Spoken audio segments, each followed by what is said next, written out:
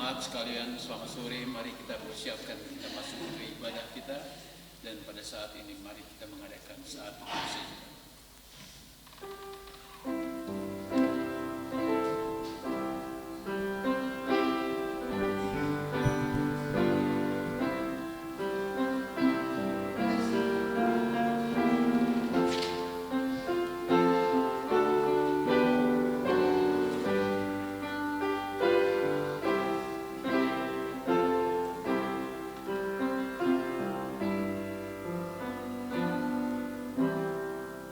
Hadapan hadirat-Mu ya Tuhan.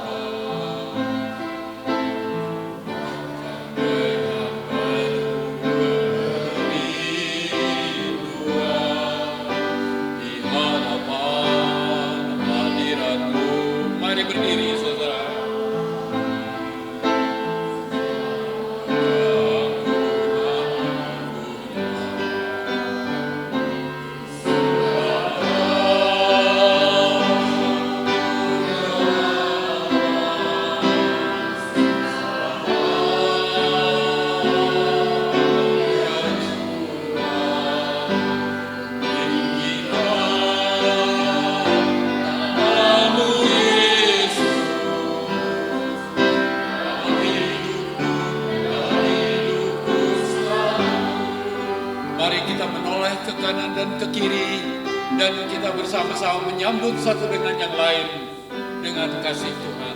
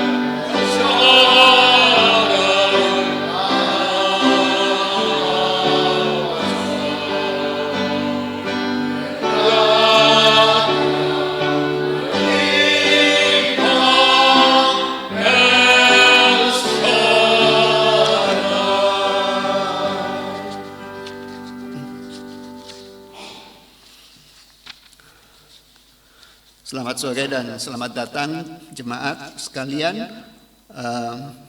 Sebagai penuntun Nats hari ini, saya akan bacakan dari Mazmur 117 yang berbunyi demikian.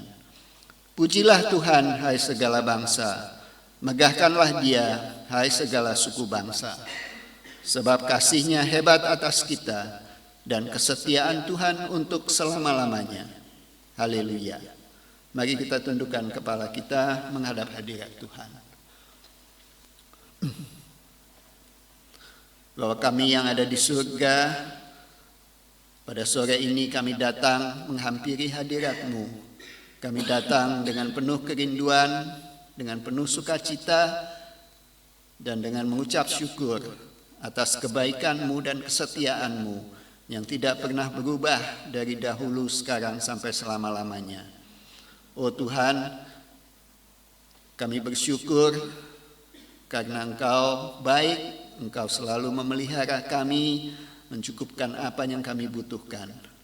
Pada saat ini kami datang dengan segala kerendahan hati untuk berbakti dan menyembah Engkau, untuk memuji-muji nama-Mu dan menaikkan doa-doa kami, dan juga untuk mendengarkan firman-Mu. Oh Tuhan, pimpin kebaktian ini dari awal hingga akhirnya, dan biarlah semuanya yang kami perbuat boleh menyenangkan hati-Mu, dan kami boleh pulang dengan berkat dan sukacita yang daripada-Mu. Dalam nama Yesus kami berdoa. Amin. Sementara jemaat tetap berdiri, kita sambut dengan pujian Sembahlah Allah yang Maha Besar.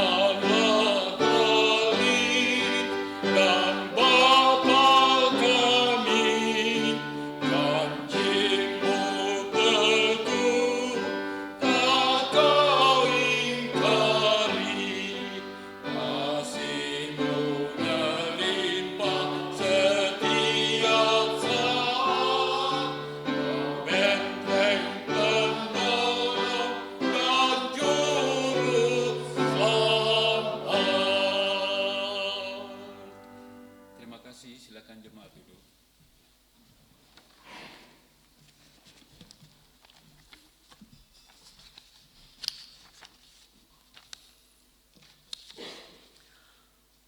Seluruh majelis menyambut semua jemaat yang berbakti pada hari ini, baik secara face to face di sini maupun yang bergabung secara online. Selamat datang dan selamat berbakti bersama-sama di SBI di sini. Kiranya firman Tuhan dan persekutuan hari ini dapat menguatkan iman kita, memberi sukacita dan berkat bagi kita.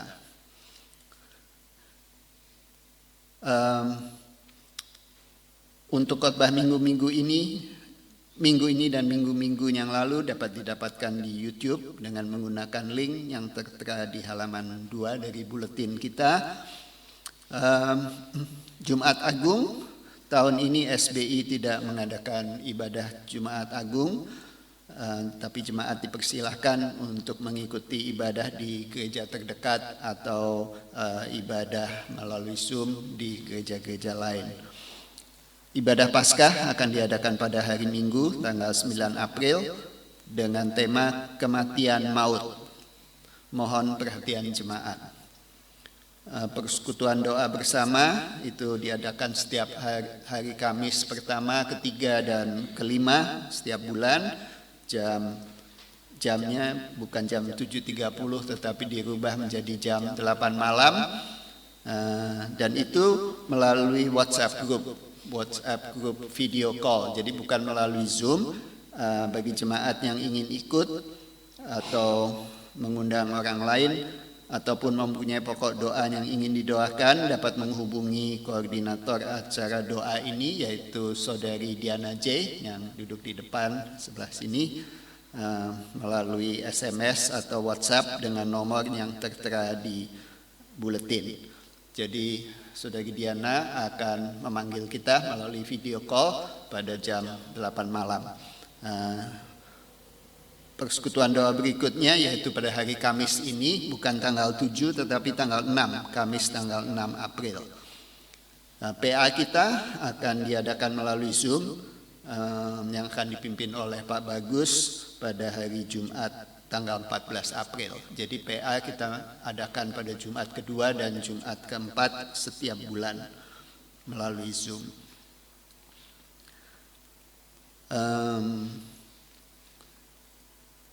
Majelis memutuskan ingin melibatkan jemaat, lebih banyak jemaat di dalam aktivitas SBI, juga termasuk di dalam kebaktian kita. Makanya hari ini kami meminta Saudari Diana untuk memimpin doa syafaat sebentar. Jadi terima kasih atas kesediaan Diana, dan juga untuk minggu-minggu berikutnya kami akan melibatkan beberapa jemaat lainnya. Tentunya akan ditanyakan dulu sebelumnya dan diberitahu, dikasih notis sebelumnya, jadi tidak akan diminta secara mendadak. Oh ya, demikian juga dengan persekutuan doa bagi jemaat yang ingin bergabung. Tidak berarti setiap orang yang bergabung akan atau harus ikut berdoa, tetapi bisa juga hanya mendukung dalam hati. Jadi jangan, mungkin ada yang takut untuk join karena takut diminta untuk berdoa, tetapi tidak harus. Oke, sekian pengumuman hari ini. Satu hal lagi, yaitu setelah kebaktian nanti kita akan makan malam bersama. Jadi diharapkan jemaat tinggal, jangan langsung pulang.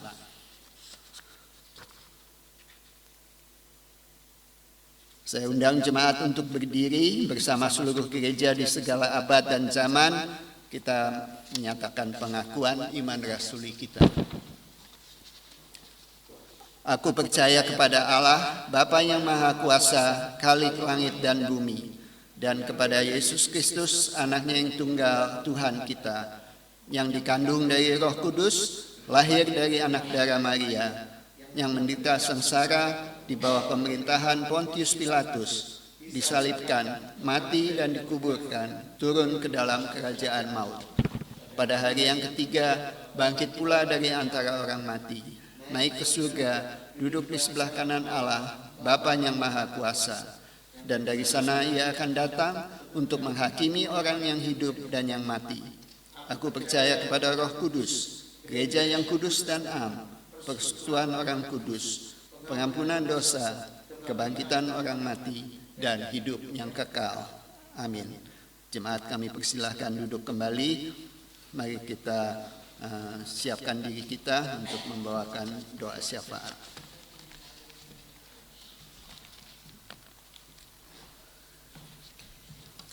Mari kita berdoa. Bapa di dalam kerajaan surga, Tuhan Yesus dan Allah Roh Kudus. Tuhan, hanya Engkau dan hanya Engkau, Tuhan di dalam hidup kami. Dan hanya Engkau Tuhan, Allah yang setia, Allah yang tak pernah melanggar janjinya dalam kehidupan kami. Allah yang dalam segala macam masalah dalam kehidupan kami, Engkau tetap ada, setia, dan memberi berkat. Kami mengucap syukur Tuhan, karena hidup kami berarti karena Engkau ada dalam hidup kami. Kami melihat masalah, tapi Engkau melihat peluang. Kami melihat duka cita, tapi Engkau melihat menjadi sukacita. Dan Engkau membuat segala sesuatunya indah pada waktunya, dan membuat segala sesuatunya justru menjadi pembelajaran untuk kami mengenal Engkau. Tuhan, kami membawa gereja kami ke dalam tangan-Mu, juga seluruh gereja dimanapun gereja Tuhan ketempatkan.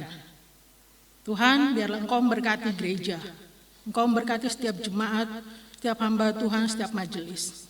Tuhan, kalau hari ini kami boleh manggil Engkau Bapa, kami rindu Tuhan untuk setiap jiwa-jiwa lain yang belum mengenal Engkau juga bisa datang dan mengenal Engkau. Bisa mengenal Engkau sebagai Tuhan dan Juru Selamat mereka. Bisa mengenal Engkau Tuhan sebagai Allah yang justru mengasihi mereka seperti Engkau mengasihi kami.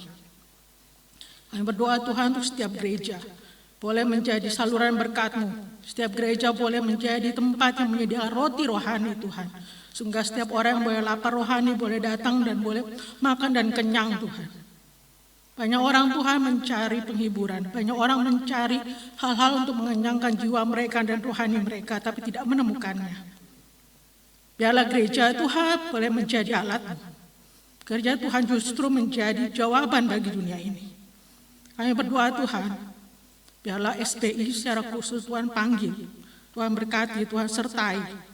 Dari hamba Tuhan, majelis, jemaat, untuk kami masing-masing, bukan saja di gereja, tapi dalam kehidupan kami masing-masing juga menjadi alat, boleh menjadi surat bahwa orang boleh melihat Engkau dalam kehidupan kami dan justru mau mengenal kenapa hidup kami boleh berbeda.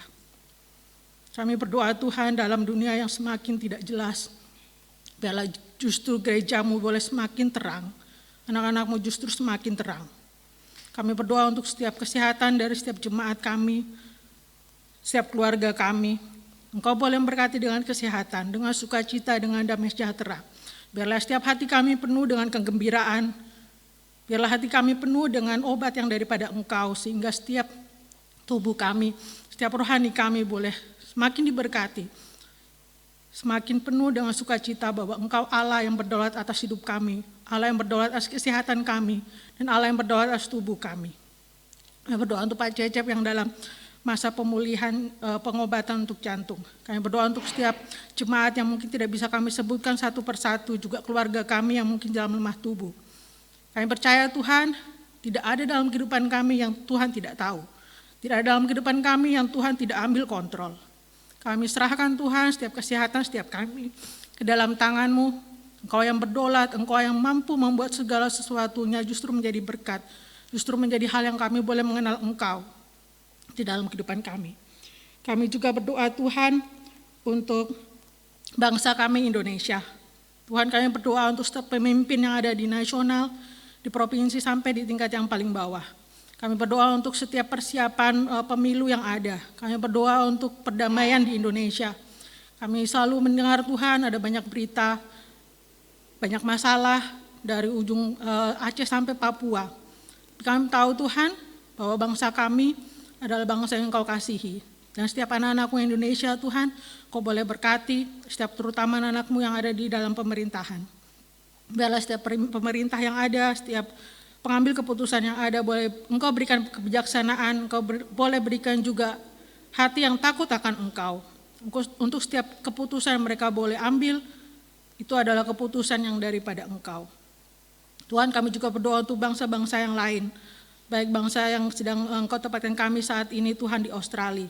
Kami juga berdoa untuk bangsa-bangsa yang sedang peperangan di Ukraina, di Rusia, di Myanmar Tuhan, di Timur Tengah. Kami berdoa juga untuk setiap anak-anak perempuan di Afghanistan yang tidak bisa bersekolah lagi. Tuhan, kami berdoa untuk perdamaian dunia. Kami tahu Tuhan firman-Mu ya dan amin, bahwa di hari-hari akhir justru akan semakin banyak peperangan. Tapi di dalam semuanya itu dan di atas semuanya itu kami tahu bahwa kehendak-Mu yang jadi, yang dan yang amin. Dan kami tahu Tuhan bahwa dalam setiap masalah yang ada Engkau turut bekerja. Engkau turut bekerja untuk membuat segala sesuatunya boleh terjadi. Dan kami boleh melihat pada akhirnya Tuhan kehendak-Mu lah yang jadi. Tuhan, kami mau berdoa juga Tuhan untuk secara khusus Pak Levi yang sedang berulang tahun.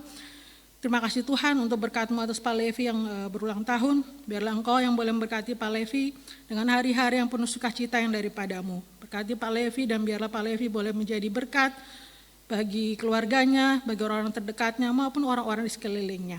Kami mengucap syukur juga Tuhan untuk jemaat lain yang mungkin sedang berulang tahun juga tapi tidak kami sebutkan satu persatu. Di atas segalanya Tuhan, biarlah kehendak-Mu yang jadi, biarlah seperti yang ada di dalam surga dan biarlah ada di dalam bumi ini. Kami serahkan seluruh doa ini dalam tangan-Mu Tuhan, ampuni semua kesalahan dosa kami, seperti kami juga mengampuni orang yang bersalah kepada kami. Hanya di dalam nama Tuhan Yesus kami berdoa. Amin.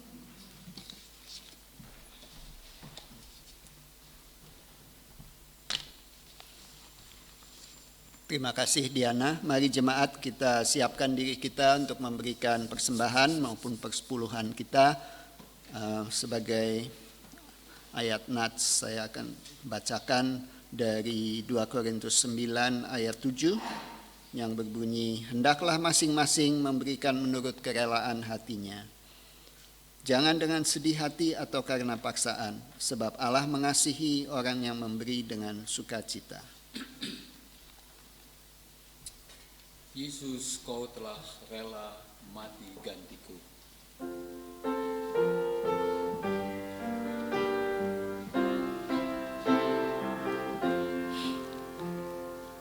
Yesus, Kau telah rela mati gantiku.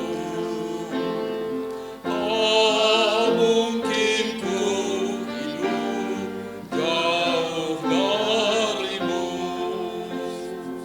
Kasih-Ku tambahkan, ikrar ku ucapkan, harta pun ku serahkan, Tuhan bagimu. Silakan jemaat berdiri. Kurnia darimu, harta hidupku. Dalam suka duka bagi usaha. Marilah ku pandang wajah-Mu, ku senang, ku akan berdendang, Tuhan bagimu. Mari kita bawa persembahan kita kepada Tuhan. Bapa kami yang di surga, kembali kami datang ke hadapan hadirat-Mu dengan membawa persembahan kami yang telah kami berikan dengan rela dan dengan sukacita. Kami tahu bahwa semua yang kami punyai adalah daripada-Mu dan Engkau selalu mencukupkan apa yang kami butuhkan. Oh Tuhan, terimalah persembahan ini dan kuduskanlah supaya dapat dipakai untuk kemuliaan nama-Mu dan perluasan kerajaan-Mu. Dalam nama Yesus, amin. Silakan jemaat duduk dan kita sambut pujian sangat besar anugerahnya. Sebelum kita mendengarkan firman Tuhan.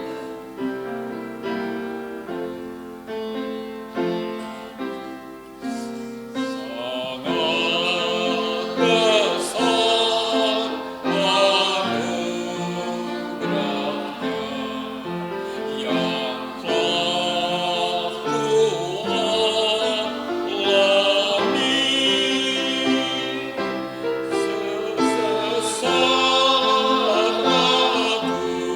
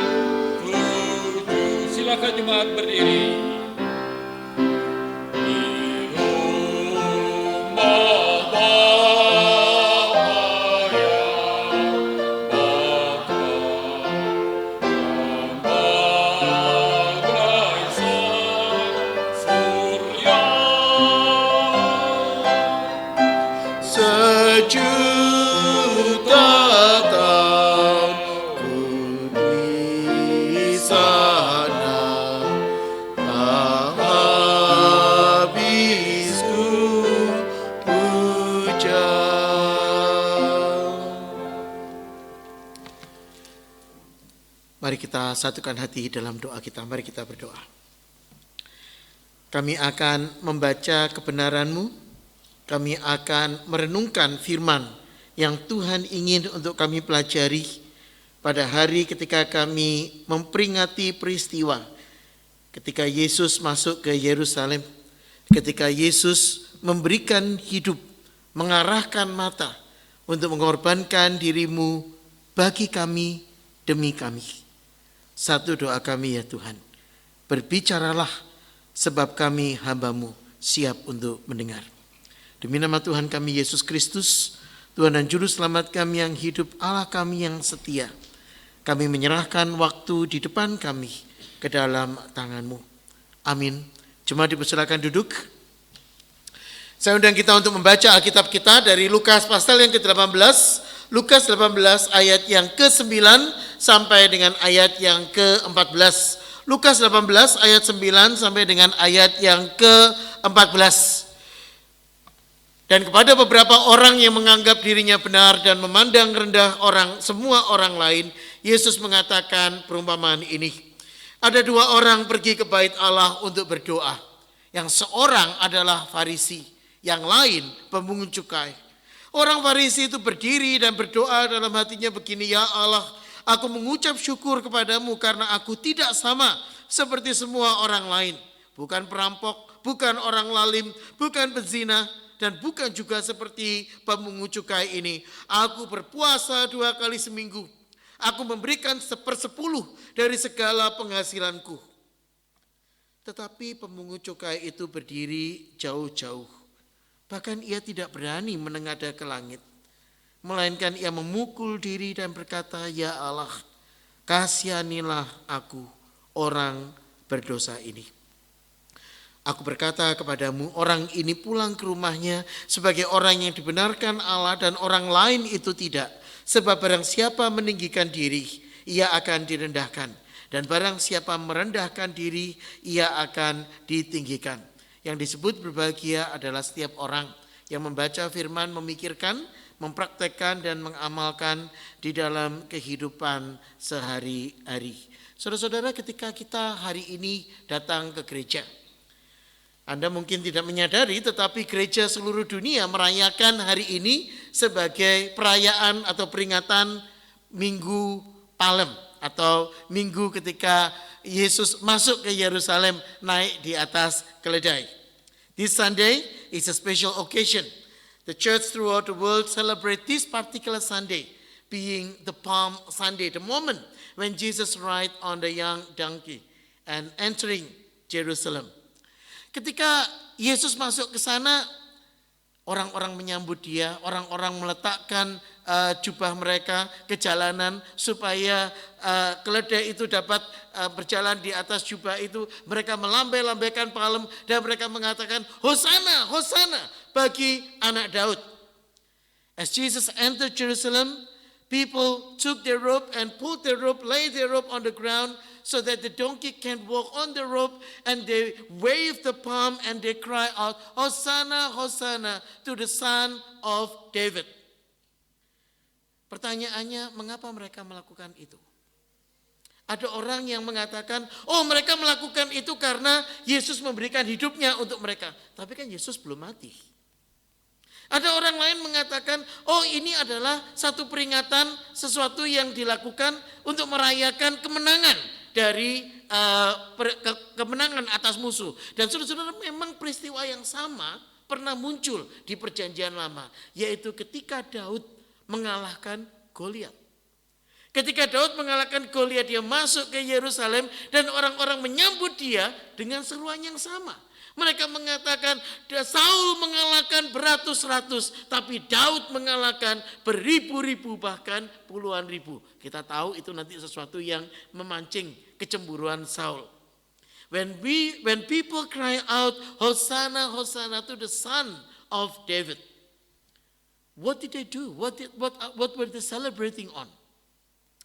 We know that the occasion was the celebration of someone who has beaten the arch enemy. But Jesus hasn't done anything yet. Jesus was yet to come to the cross. So why did people cry out, Hosanna, Hosanna to the Son of David? Yes, the same occasion happened in the Old Testament when David, at that time he wasn't a king yet, he already anointed to be king. And when he killed Goliath, he entered Jerusalem, people welcome him in the same manner as the people in Jerusalem welcoming Jesus. And they say Saul killed hundreds, but David killed thousands. David slay thousands. And of course, this is something that then create sparkling the envy on behalf of Saul. And since then, he was intending to kill David. But come back again to Jesus' account. What had Jesus done? So obviously here we see the people put on their hope to Jesus. What kind of hope? Ketika Yesus masuk ke Yerusalem, orang-orang menaruh pengharapan kepada Yesus, dan pengharapan yang seperti apa? Ini sesuatu yang kita perlu renungkan. Ketika Yesus masuk ke Yerusalem di atas keledai, apa yang ada di pikiran Yesus? Karena tidak ada seorang pun yang tahu bahwa Yesus akan disalib, bukan? Tapi Yesus tahu. Karena tidak ada seorang pun yang tahu bahwa Yesus akan diserahkan, dikhianati oleh muridnya sendiri. Tapi Yesus tahu. Karena tidak ada seorang pun yang tahu bahwa Yesus akan disiksa sebelum dia disalibkan. Tapi tidak ada seorang pun yang tahu, bukan? Jadi kenapa Yesus masuk ke Yerusalem? Yesus masuk ke Yerusalem karena dia punya tujuan. Dia akan menebus dosa umatnya. Dan saudara-saudara, itu sebabnya kita tidak membaca bagian Yesus masuk Yerusalem, tetapi kita membaca bagian apa yang Yesus akan lakukan, akan kerjakan bagi umatnya. As Jesus entered Jerusalem, he knew what's coming. He could foresee what's coming. He knew that he was coming to a cruel death. He knew that he's going to be betrayed by one of his disciples. He knew that he will be tortured for the sake of the truth that he was promoting, the truth of the kingdom of God. Yet no one knew about this. No one understood of the purpose of his coming. And that's the reason why we did not read that account as we are celebrating the Palm Sunday. Instead, we're reading on this very section of the Bible, Luke chapter 18, verse 9 to 14, because this is the purpose of Jesus coming, to bring salvation to his people, to redeem his people. Lukas pasal yang ke-18 diawali dengan ayat yang ke-9. Kepada beberapa orang yang menganggap dirinya benar dan memandang rendah semua orang lain, Yesus mengatakan perumpamaan ini. Siapa yang menganggap dirinya benar? Saudara-saudara, kita tahu dari cerita sekolah minggu tentang riwayat ini kan. Tapi berapa banyak dari kita yang sungguh-sungguh memperhatikan detail dari perumpamaan yang diberikan oleh Tuhan Yesus. Luke chapter 18 verse 9 to 14 begin with Jesus' statement, to some who were confident of their own righteousness and looked down on everyone else. Now, who were these people? We knew that those who are confident of their own righteousness were the people who think that they belong to the group loved by God. And therefore, they think because of their birth, they have rights to claim heaven. Because of their righteousness, they have rights to claim heaven. But Jesus said, no, that's not the way to go, mate. Lukas pasal yang ke-18 melihat tentang orang yang menganggap dirinya benar. Saudara, menganggap dirinya benar ini sebuah terjemahan yang bagus sekali. Karena menganggap dirinya benar ini bukan kebenaran yang datang dari Tuhan.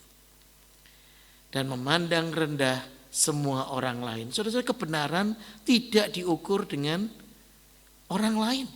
Tapi kebenaran itu diukur dengan Tuhan sendiri. Saudara, ini titik yang menarik yang diungkapkan oleh ayat ini. Ketika Yesus menerangkan tentang perumpamaan ini, dua orang pergi ke bait Allah untuk berdoa. Yang seorang adalah Farisi, yang lain pemungut cukai. Jesus said 2 men went up to the temple to pray. One of a Pharisee and the other a tax collector. Bayangkan kalau Anda adalah pendengar dari khotbah Yesus ini. Apa yang kira-kira muncul di benak Anda? 2 orang pergi berdoa ke bait Allah, 1 Farisi, 1 pemungut cukai. Saudara, Anda akan mengatakan, berpikir dalam hati Anda, orang Farisi ya memang tugasnya berdoa, ya kan? Orang Farisi memang kegiatannya berdoa, jadi nothing surprises. Pemungut cukai berdoa, kenapa dia berdoa? Kenapa pemungut cukai bisa ada di bait Allah? Karena pemungut cukai itu adalah orang yang dianggap rendah, dipandang rendah oleh orang lain. Pemungut cukai adalah orang-orang yang karena mereka memiliki kekayaan, mereka akan menaksir satu daerah dan mereka akan pergi kepada pemerintah dan mengatakan, saya taksir kira-kira ada 1.000 orang di daerah ini, di suburb ini, maka saya beli daerah ini seharga sekian.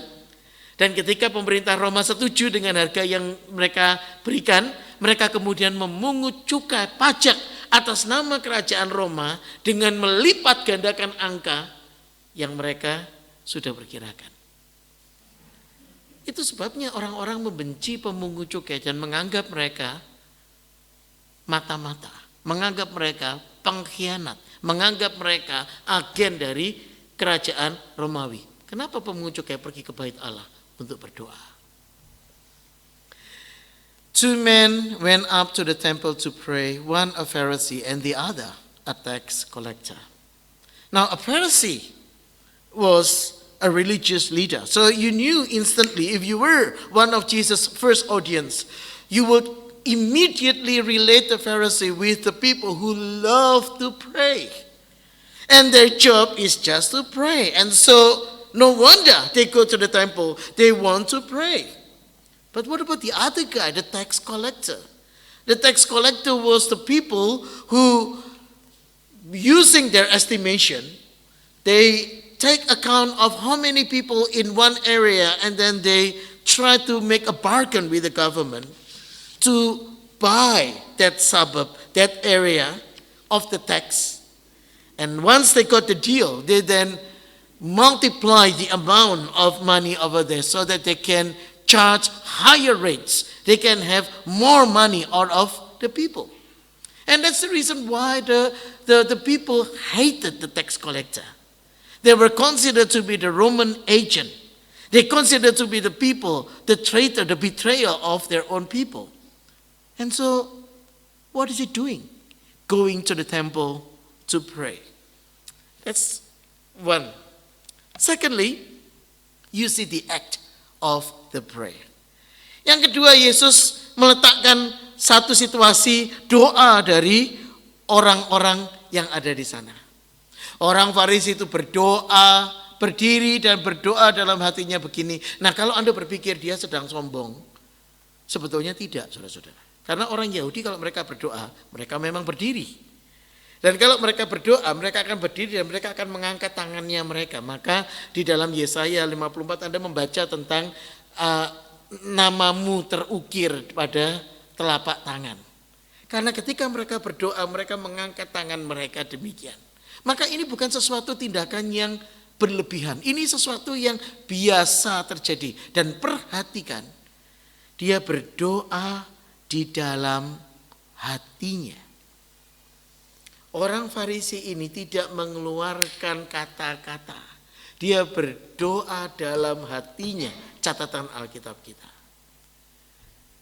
Yesus ingin mengatakan kalau kamu berpikir mau menghakimi orang Farisi, baca dulu ayatnya. Karena dia tidak mengucapkan kata-katanya. Dia mengangkat tangannya. Dan di dalam tradisi Yahudi seharusnya mereka mengucapkan kata-kata. Dia tidak, dia mengatakan dalam hati, ya Allah, aku mengucap syukur kepadamu karena aku tidak sama seperti semua orang lain. Bukan perampok, bukan orang lalim, bukan pezina, bukan juga seperti pemungut cukai ini. Perhatikan, dia mengatakan ini dalam hatinya. Tidak ada orang yang tahu, tidak ada orang yang mendengar.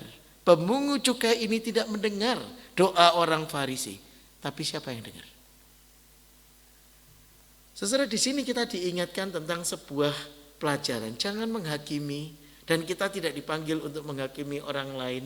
Tuhan mengenal isi hati kita.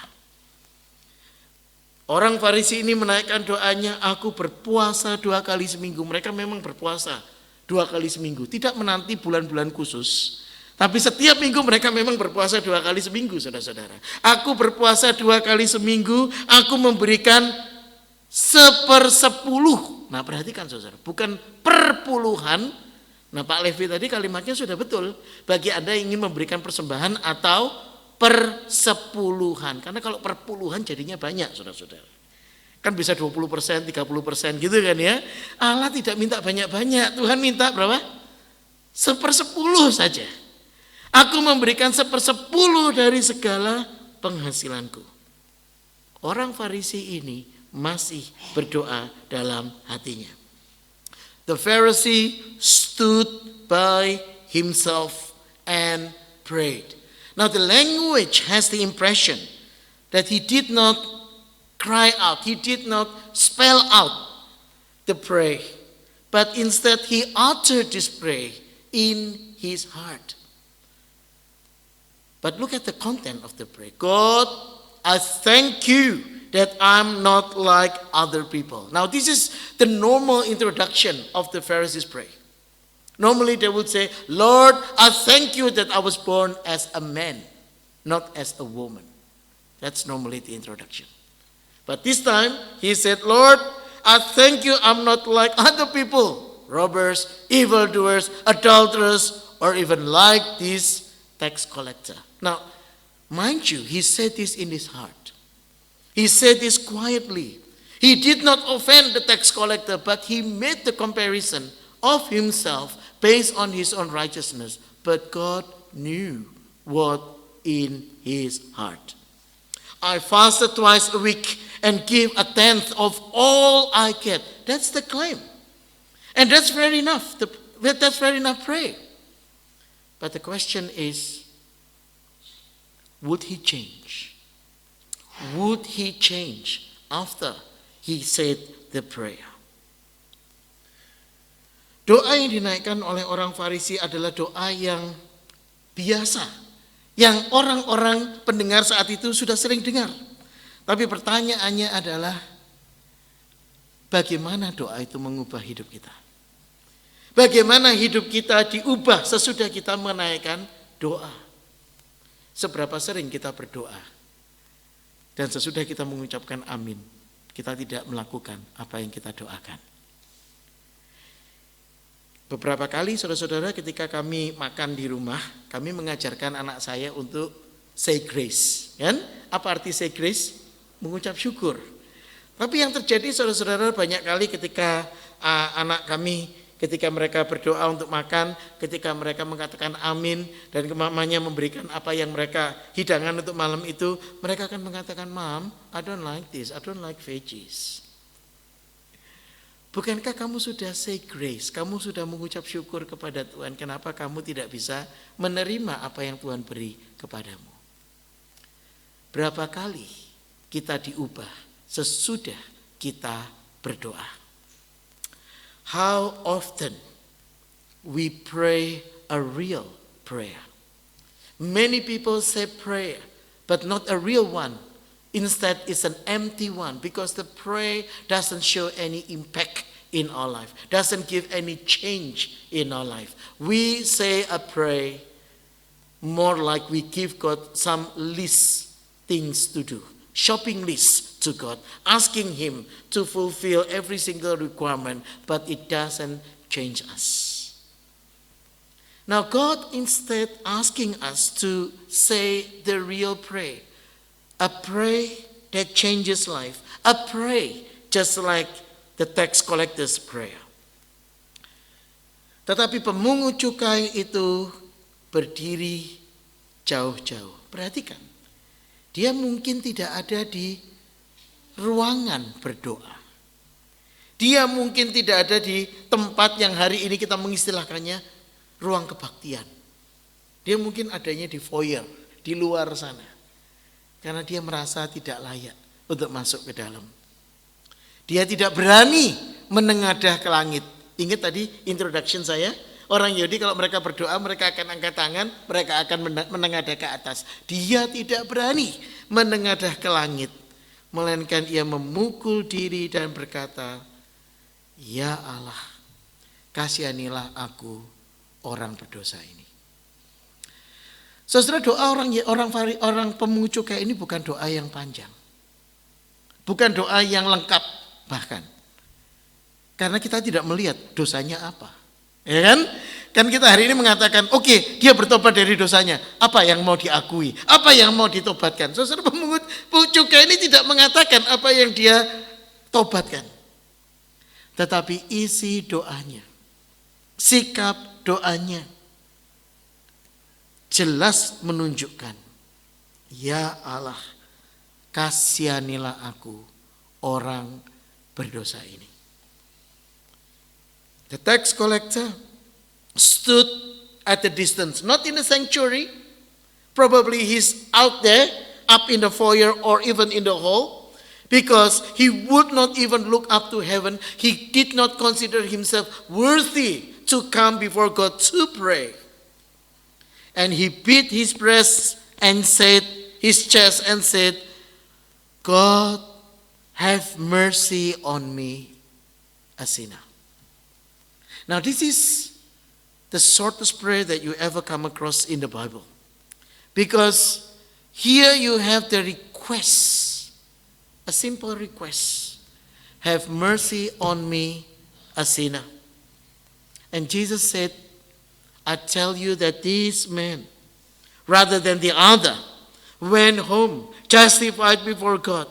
For all those who exalt himself will be humbled, and those who humble themselves will be exalted. Yesus mengatakan orang ini, si pemungut cukai ini pulang ke rumah sebagai orang yang dibenarkan Allah dan orang lain itu tidak. Saudara, menarik bahwa si pemungut cukai ini menaikkan doanya, dan dia menaikkan doanya dengan bersuara. Orang Farisinya dengar nggak doanya dia? Kemungkinan dengar. Karena dia memukul dadanya dan dia berseru, itu terjemahan lain saudara-saudara. Ya Allah, kasihanilah aku orang berdosa ini. Kira-kira kalau orang Farisi itu keluar dari ruang ibadah dan dia pas mendengar doa si pemungut cukai ini, perasaannya dia gimana? Saudara-saudara, tetapi doa inilah adalah doa yang mengubah si pemungut cukai. Doa ini mengubah dirinya. Doa ini mengubah keberadaannya. Karena Yesus mengatakan, aku berkata kepadamu, orang ini pulang ke rumah sebagai orang yang dibenarkan Allah, tetapi yang lain itu tidak. Sebab barang siapa meninggikan diri, ia akan direndahkan. Barang siapa yang merendahkan diri, dia akan ditinggikan. Mengapa Yesus masuk ke Yerusalem? Untuk menerima pengakuan bagi orang-orang pemungut cukai ini. Untuk menyambut dan memberikan keselamatan yang mengubah seperti si pemungut cukai ini. Untuk memberikan pendamaian keselamatan kepada Anda dan saya. Why did Jesus entered Jerusalem? Knowing that he will be betrayed, knowing that he will be brought to the cross, knowing that he will be died on the cross. So that he could bring this message of salvation. He could bring this message of transformation. He could bring the message of reconciliation. The Pharisee went to the temple, they go to pray, and that's their habit. But when the tax collector goes to the temple and pray, it's a sign of repentance. Are you ready to welcome people who are willing to repent? Perumpamaan orang Farisi dan pemungut cukai yang masuk ke bait Allah untuk berdoa, saudara-saudara, mungkin perumpamaan yang Anda sering kali dengar. Tapi satu hal yang kita mungkin jarang sadari, orang Farisi pergi ke bait Allah untuk berdoa. Dan itu kebiasaan mereka, itu kegiatan mereka, itu aktivitas mereka. Tapi ketika pemungut cukai pergi ke bait Allah untuk berdoa, mereka pergi untuk bertobat. Mereka datang untuk memberikan diri kepada Tuhan. Dan perumpamaan ini diberikan kepada Anda dan saya untuk menanyakan kepada kita, apakah kita siap untuk menyambut mereka. Ketika Billy Graham diinterview tentang pelayanannya dia, banyak orang yang kagum dengan pekerjaan Billy Graham. Mereka kagum dengan apa yang Tuhan berikan melalui Billy Graham. Dan satu kali Billy Graham ditanya oleh menantunya sendiri, Leighton Ford, dalam sebuah interview. Apa yang kamu doakan setiap kali kamu naik ke mimbar untuk berdoa? Apakah kamu berdoa, Tuhan, berikan aku kesempatan untuk berkhotbah sekali lagi supaya banyak orang melihat anugerah Tuhan? Atau kamu menaikkan doa, Tuhan, berikan kepadaku karunia untuk aku bisa berbicara, mengabarkan Injil dengan jelas supaya banyak orang yang bertobat? Billy Graham melihat kepada menantunya ini dalam interview itu dan dia mengatakan, I only say one prayer. Have mercy on me, O Lord, a sinner. Setiap kali Billy Graham naik ke mimbar untuk berdoa, dia akan mengatakan, Tuhan, kasihanilah aku, orang berdosa ini. Karena dia tahu siapa dirinya. Dan itu yang membuat berita khotbahnya dia, pesannya dia, menggugah banyak orang karena ini informasi berita dari seorang pendosa yang dibenarkan Tuhan kepada orang berdosa lainnya. Apakah kita siap menyambut, menerima orang-orang yang diubahkan oleh Tuhan? Mari kita berdoa. Di dalam pergumulan kami belajar untuk bersandar. Dan ketika kami memperhatikan kepada karya Tuhan sekali lagi, kami mohon Engkau yang menuntun kami, Engkau yang memelihara kami, supaya kami boleh dikuatkan oleh kasih-Mu. Tuhan, kasihanilah kami, orang berdosa ini. Ajar kami untuk menyambut anugerah-Mu ketika kami merayakan perjamuan-Mu. Demi nama Tuhan kami Yesus Kristus, kami berdoa dan mengucap syukur. Amin. Kita akan merayakan perjamuan kudus dan saya mengundang majelis untuk mendampingi dalam perayaan perjamuan.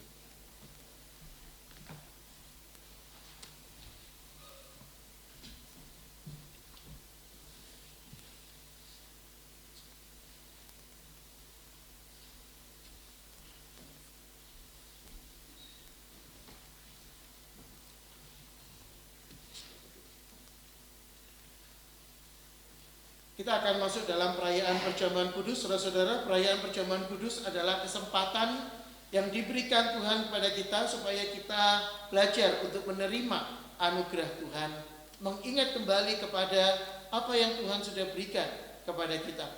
Dan kita membaca instruksi tentang perayaan ini dari 1 Korintus pasal yang ke-11 ketika Paulus mengatakan kepada kita, sebab apa yang telah kuteruskan kepadamu telah aku terima dari Tuhan, yaitu bahwa Tuhan Yesus pada malam waktu ia diserahkan, ia mengambil roti, sesudah ia mengucap syukur atasnya, ia memecah-mecahkannya dan berkata, inilah tubuhku yang diserahkan bagi kamu, perbuatlah ini menjadi peringatan akan aku. Demikian juga ia mengambil cawan sesudah makan, lalu berkata, cawan ini adalah perjanjian baru yang dimeteraikan oleh darahku. Perbuatlah ini setiap kali kamu meminumnya menjadi peringatan akan aku. Sebab setiap kali kamu makan roti ini dan minum cawan ini, kamu memberitakan kematian Kristus sampai ia datang. Perjamuan kudus adalah undangan yang diberikan oleh Tuhan kepada setiap kita yang mengaku percaya, yang sudah dibaptis, yang mengenal Allah di dalam Yesus Kristus dalam kehidupan kita dan siap untuk menyaksikan kemuliaannya. Mari kita persiapkan hati kita berdoa. Kami menyambut anugerah Tuhan. Dan kami berdoa ketika kami akan terlibat dalam perayaan perjamuan, supaya kami boleh belajar merendahkan diri untuk menerima anugerah dan dikuatkan oleh kasih-Mu. Ujilah setiap kami, Tuhan. Tilitlah hati kami, supaya kami tidak berlaku serong di hadapan-Mu. Demi nama Tuhan kami Yesus Kristus, kami berdoa dan mengucap syukur.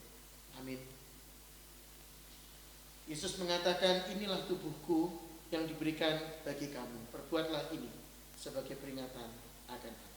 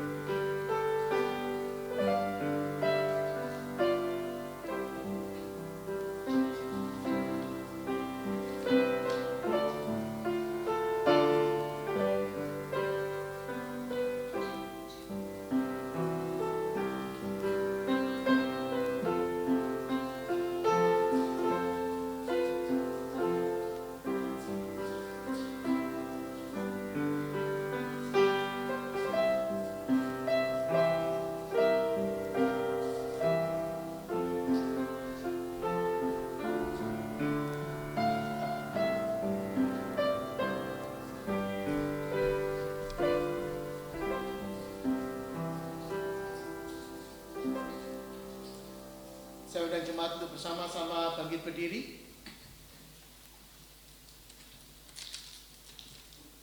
Mari kita angkat roti perjamuan kita. Mari kita mengingat bahwa tubuh Kristus diberikan bagi kita dan melaluinya kita menerima persekutuan bersama dengan Dia. Mari kita makan bersama-sama.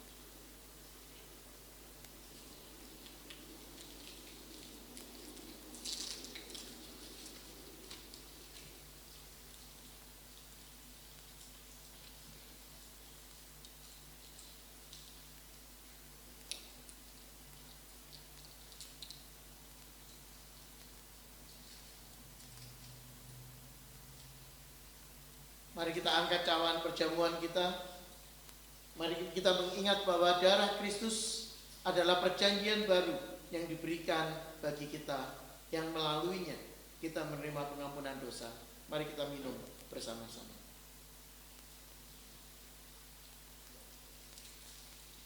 Mari kita mengucap syukur kepada Tuhan. Tolong kami ya Bapa, supaya kami boleh menghidupi apa yang kami percayai, apa yang kami yakini, apa yang kami imani di dalam kehidupan.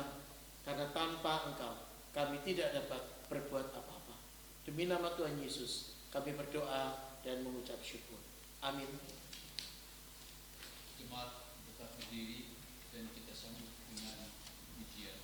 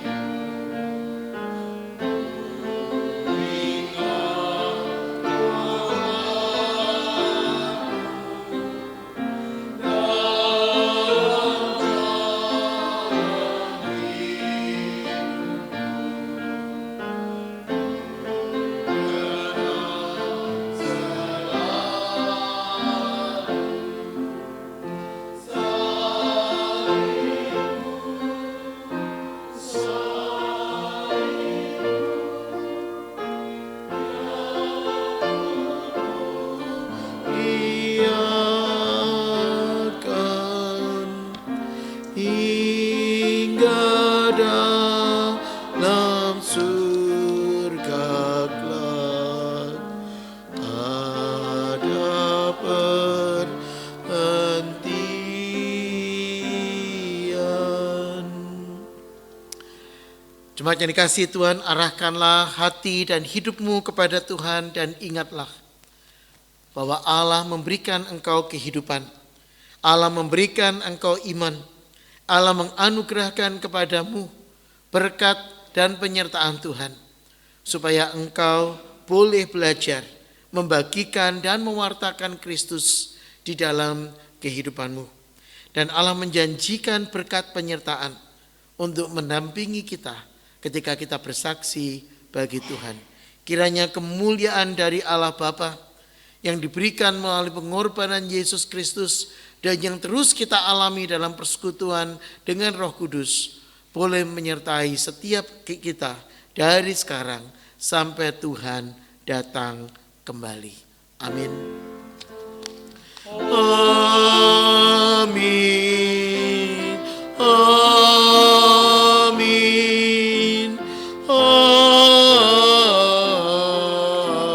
Amin. Amin. Jemaat dipersilakan duduk saat teduh ibadah selesai.